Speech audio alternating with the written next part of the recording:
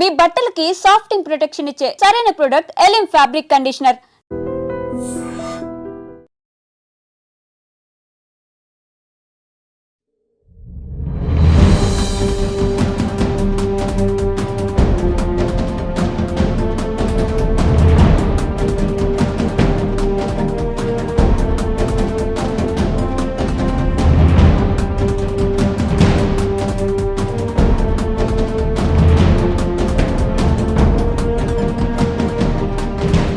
పటాన్ చెరుకు సమీపంలో, అది కూడా ఒక పారిశ్రామిక వాళ్ళలో కెమికల్ ఫ్యాక్టరీలో ఈ రోజు పొద్దున ఒక భారీ పేలుడైతే సంభవించింది. రియాక్టర్ పేలిపోవడంతో చాలా పెద్ద ఎత్తున కెమికల్ ఫ్యాక్టరీ కూడా కావడంతో మంటలు అయితే పెద్ద ఎత్తున చెలరేగుతున్నాయి.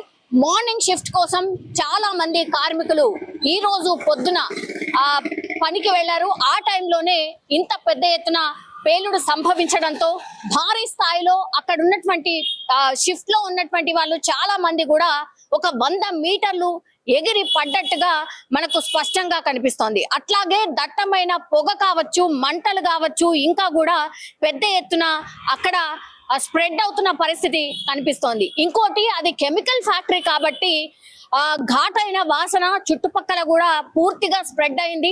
అండ్ ఈ రెస్క్యూ ఆపరేషన్ కోసం కూడా పెద్ద ఎత్తున ఇన్ఫర్మేషన్ రాగానే రెస్క్యూ ఆపరేషన్ కి సంబంధించి డిఆర్ఎఫ్ టీం కావచ్చు, ఫైర్ ఇంజన్లు కావచ్చు, పోలీస్ వ్యవస్థ కావచ్చు పెద్ద ఎత్తున చేరుకుని అక్కడ రెస్క్యూ ఆపరేషన్ చేయడానికి కూడా ప్రయత్నాలు అయితే జరుగుతున్నాయి. మనకు ఇప్పుడున్నటువంటి సమాచారం మేరకైతే 20 నుంచి 30 మందికి తీవ్ర గాయాలైనట్టుగా, అట్లాగే ట్రీట్మెంట్ కోసం సమీపంలోని హాస్పిటల్ కి తరలించినట్టుగా మనకున్నటువంటి ఇన్ఫర్మేషన్. అయితే డాక్టర్స్ ఆల్రెడీ వాళ్ళ దగ్గరికి అంటే హాస్పిటల్ కి తీసుకొని వెంటనే ఒక 5గురు అయితే చనిపోయినట్టుగా చెప్తున్నారు. అండ్ కాసేపటి క్రితం ఇంకో 5గురు కూడా మరణించినట్టుగా డాక్టర్లు అయితే నిర్ధారించినటువంటి పరిస్థితి అయితే కనిపిస్తోంది. సో టోటల్ 10 మంది ఇప్పుడు మరణించినట్టుగా మనకున్నటువంటి ఇన్ఫర్మేషన్. సో అతి పెద్ద పేలుడుగా భావిస్తున్నారు. అండ్ దట్టు ఒక కెమికల్ ఫ్యాక్టరీ కావడంతో అక్కడ ఉన్నటువంటి సమీప ప్రజలు కూడా ఆ ఘాటైన వాసనకి తీవ్ర ఇబ్బందులు పడుతున్నారు. వాళ్ళు ఇళ్ల నుంచి కూడా బయటికి దూరంగా వెళ్ళిపోయినట్టుగా కూడా చెప్తున్నారు. మనకు తెలుసు సిటీ శివారు ప్రాంతాలు కూడా ఆల్మోస్ట్ ఇప్పుడు కలిసిపోయినాయి. అంటే సిటీ శివారు ప్రాంతాల్లోనే ఇవన్నీ కూడా ఫ్యాక్టరీస్ ముందు ఉండేవి, కానీ ఇప్పుడు ఆ సిటీ అంతా కూడా స్ప్రెడ్ అయిపోయింది. శివారు ప్రాంతాలు కూడా స్ప్రెడ్ అయిపోయాయి కాబట్టి నివాస ప్రాంతాలు, పారిశ్రామిక ప్రాంతాలు అన్ని కూడా కలిసిపోయి అక్కడ విపరీతమైనటువంటి ఈ వాసన కావచ్చు, దాంతో కూడా రోగాలు కావచ్చు విపరీతంగా స్ప్రెడ్ అవుతున్న వార్తలు చాలా రోజుల నుంచి కూడా వింటూ ఉన్నాం. ఇప్పుడు నివాస ప్రాంతాల మధ్యనే ఇప్పుడు ఈ పారిశ్రామిక సంబంధించిన ఫ్యాక్టరీస్ ఉండడం వల్ల కూడా ఇట్లాంటి ఇన్సిడెంట్ జరిగినప్పుడు మాత్రం చాలా మంది ప్రజలు ఇబ్బంది పడుతున్నారు. ఇప్పుడు అక్కడ కూడా అదే జరుగుతోంది. సియాచి ఫ్యాక్టరీ ఇది కెమికల్ ఫ్యాక్టరీ కావడంతో కెమికల్స్ పెద్ద ఎత్తున నిల్వ ఉండడం, కార్మికులు కూడా పెద్ద ఎత్తున మార్నింగ్ షిఫ్ట్ కు వెళ్ళడం. ఇప్పటికైతే మనకున్నటువంటి సమాచారం ప్రకారం అయితే లోపల ఒక 50 నుంచి 60 మంది ఈ రోజు మార్నింగ్ షిఫ్ట్ కి వెళ్ళినట్టుగా కూడా చెప్తున్నారు. సో అందులో 20 మంది తీవ్ర గాయాలు కావడం, అందులో 10 మంది చనిపోయినట్టుగా కూడా చెప్తున్నారు. ఇంకో 10 మందిని హుటాహుటిన హాస్పిటల్ కి తరలించి ట్రీట్మెంట్ కూడా కొనసాగుతున్నటువంటి పరిస్థితి. వాళ్ళ పరిస్థితి కూడా చాలా విషమంగా ఉన్నటువంటి మనకైతే అందుతున్నటువంటి సమాచారం. కానీ లోపల ఇంకెంత మంది ఉన్నారు మరి? 40 మంది, ఇంకా 40 మంది అంటే పొద్దున షిఫ్ట్ 60 మంది ఉండుంటే ఇంకా 40 మంది ఎక్కడ? 40 మంది పరిస్థితి ఏంటి?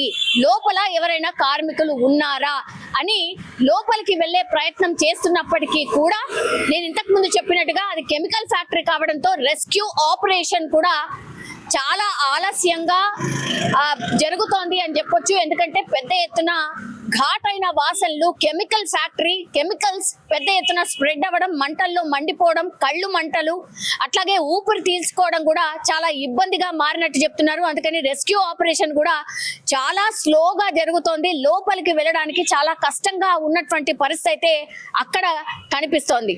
సో ఎవరు కూడా ఊహించి ఉండరు ఇంత పెద్ద ఎత్తున మంటలు చెలరేగడం, భారీగా పేలుడు జరగడం, మంటలు యాజ్ వెల్ యాజ్ మంటలను చల్లార్చిన కొద్దిగా అక్కడ పెద్ద ఎత్తున పొగ కూడా స్ప్రెడ్ అవుతోంది. ఈ రెస్క్యూకి సంబంధించిన టీం చేరుకోవడానికి కూడా కొంత సమయం పట్టింది. 4-5 ఫైర్ ఇంజన్లతోని ఇప్పుడు మంటలు ఆర్పే ప్రయత్నం అయితే కొనసాగుతోంది.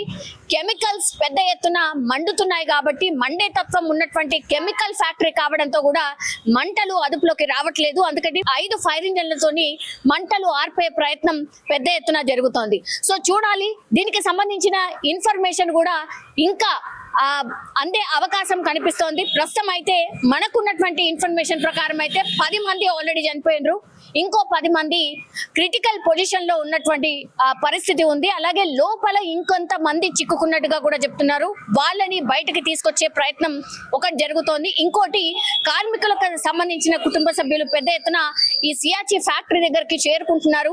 మా వాళ్ళ పరిస్థితి ఏంటి, మా వాళ్ళు లోపల ఉండిపోయినరు, బయట లేరు అన్నటువంటి మాట కూడా చెప్తున్నారు. పెద్ద ఎత్తున గాయాలయ్యాయి, కాళ్ళు, చేతులు, అట్లాగే కడుపు, ఇవన్నీ కూడా అంటే పూర్తిగా కాలిపోయిన కొంతమంది పరిస్థితి అత్యంత దారుణంగా ఉంది.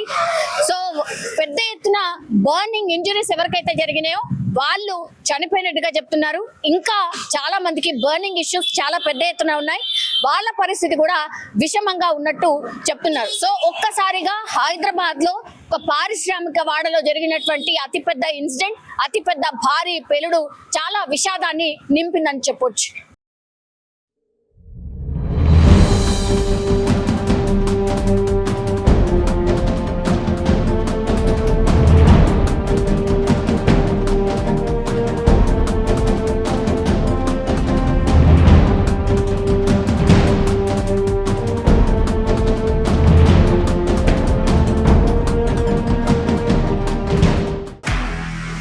నిజంగా ప్రస్తుతం ఉన్నటువంటి సమాజం దేనికి ప్రయారిటీ ఇస్తుంది? ఆర్థిక సంబంధాల చుట్టూ మాత్రమే తిరుగుతోంది. మళ్ళీ ఎన్నికలంగానే చాలా విరక్తి కలుగుతాను.